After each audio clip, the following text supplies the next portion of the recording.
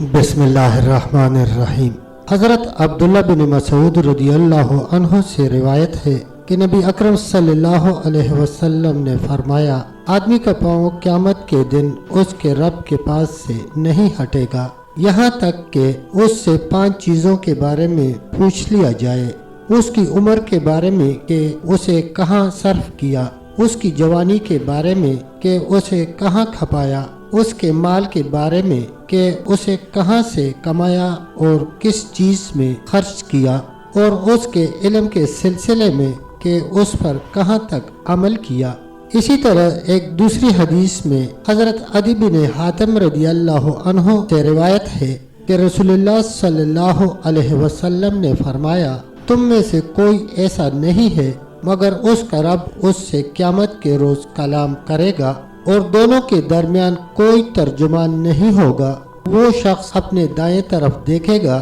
تو اسے سوائے اپنے عمل کے کوئی چیز دکھائی نہ دے گی، پھر بائیں جانب دیکھے گا تو اسے سوائے اپنے عمل کے کوئی چیز دکھائی نہ دے گی، پھر سامنے دیکھے گا تو اسے جہنم نظر آئے گی۔ رسول اللہ صلی اللہ علیہ وسلم نے فرمایا، تم میں سے جو جہنم کی گرمی سے اپنے چہرے کو بچانا چاہے تو اسے ایسا کرنا چاہیے، اگرچہ کھجور کے ایک ٹکڑے ہی کے ذریعے کیوں نہ ہو۔ اللہ پاک سے دعا ہے، اللہ پاک ہمیں نیک عمل کرنے کی توفیق عطا فرمائے، آمین یا رب العالمین۔